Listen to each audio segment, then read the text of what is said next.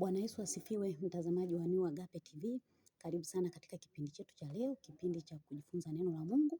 Fuatana na mimi mwanzo hadi mwisho, uko na mimi Esther Musa.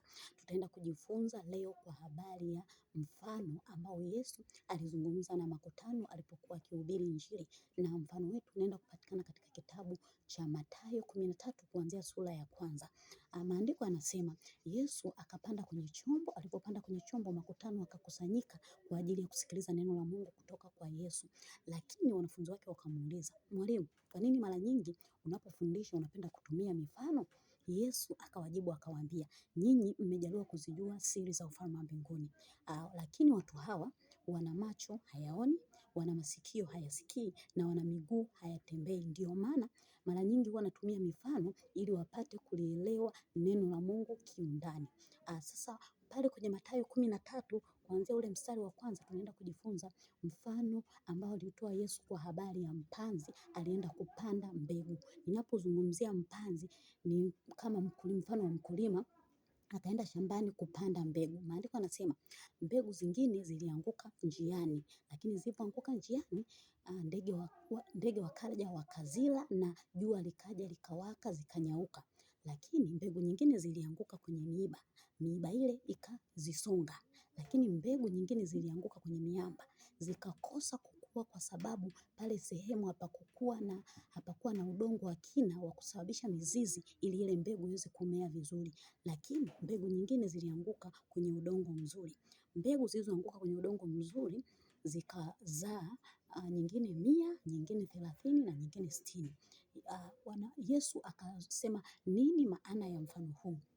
Maana ya mfano huu, mbegu zilizoanguka kwenye njia ni wale watu ambao wanalisikia neno la Mungu lakini hawalielewi. Kwa mfano, mtu yuko kanisani, mtumishi wa Mungu amehubiri kwa habari ya kuacha dhambi, mtumishi wa Mungu amehubiri kwa habari labda ya utoaji, mtumishi wa Mungu amehubiri kwa habari ya upendo, lakini yule mtu haelewi lile neno, na inapokuja adha yoyote au kitu chochote lile neno linaondoka, yani au mwovu akimjaribu kwa njia yoyote lile neno linaondoka haraka sana na anabaki mtupu na anaendelea na shughuli zake ambazo alikuwa akizifanya duniani. Kama alikuwa ni mtu wa kuuza baa ataendelea kufanya shughuli zake, kama alikuwa ni mzinzi ataendelea kufanya mzinzi, kwa sababu ni mbegu ambazo zilianguka kwenye njia. Njiani ni mahali ambapo hapana udongo, mahali ambapo mbegu haistahili kuanguka mahali hapo.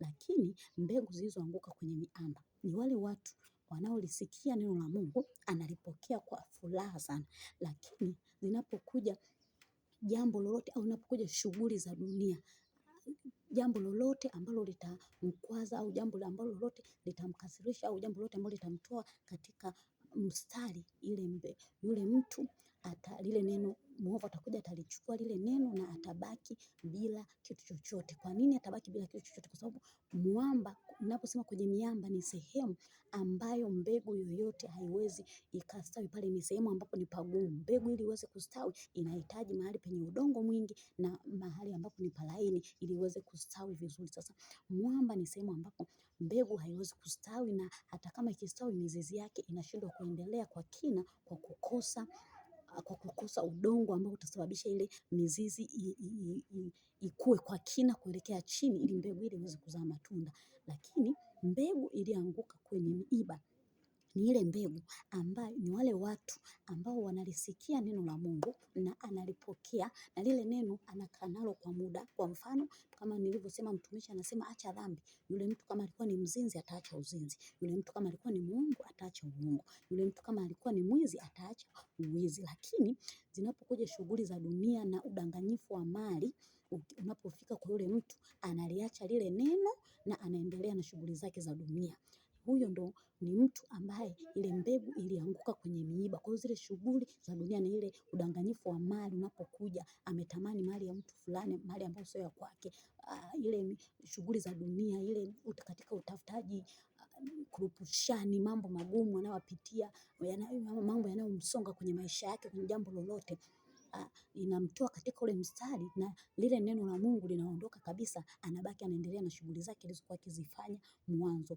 Lakini mbegu iliyoanguka kwenye udongo mzuri ni yule mtu ambaye analisikia neno la Mungu na kulielewa, Ndo wale watu ambaye ameokoka na amesimama vizuri katika wokovu, na anapolielewa ile mbegu, anapolielewa lile neno, ndo ile mbegu ambayo inaenda kuzaa nyingine 100, nyingine 60, nyingine 30. Kwa anapolielewa neno la Mungu kwamba acha dhambi, yule mtu anaacha dhambi na anatembea katika njia za kimungu. Anapoambiwa acha jambo ambalo halimpendezi Mungu, acha hizo njia zako, yule mtu anabadilika kabisa, anatembea katika njia ambayo Mungu amemwambia na anamsikiliza Mungu kwa kila jambo. Ndio hiyo mbegu iliyoanguka kwenye udongo mzuri, na yule mtu anasimama, anakulia wokovu vizuri, anasikiliza kila kitu Mungu anachokisema, anasikiliza kila ambacho kuhani wa Mungu au mchungaji wake anachomwelekeza kwamba paswa kupita katika njia hii, pita katika njia hii. Yule mtu anakuwa makini. Ndio ile mbegu ambayo imeanguka kwenye udongo mzuri na inazaa matunda.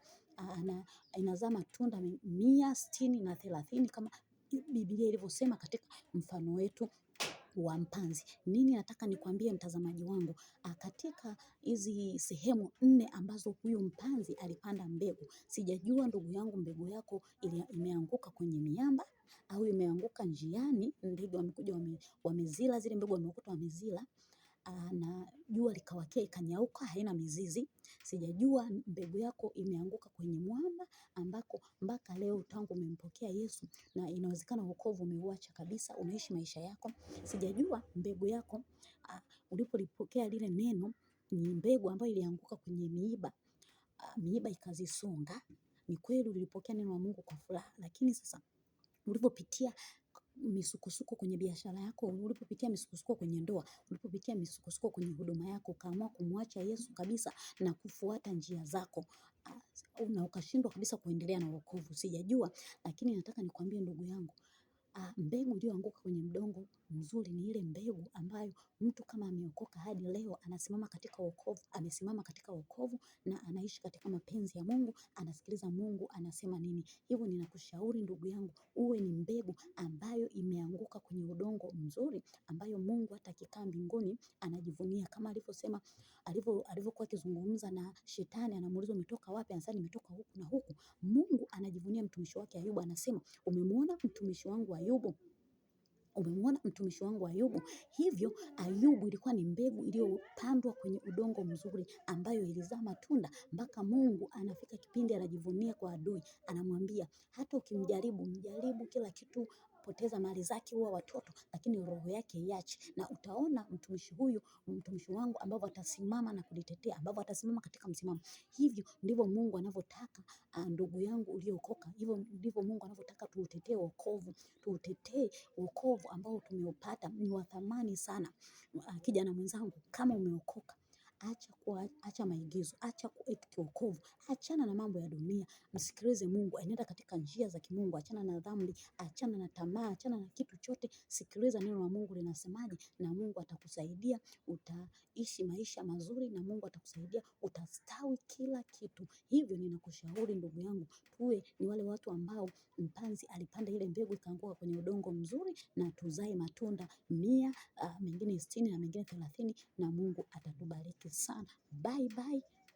Usisahau kulike, kushare na kucomment katika mitandao yote ya kijamii. Tunapatikana kwa jina la New Agape TV. Tukutane katika kipindi kinachofuata, kipindi kizuri ambacho tutaendelea kujifunza neno la Mungu. Asante sana.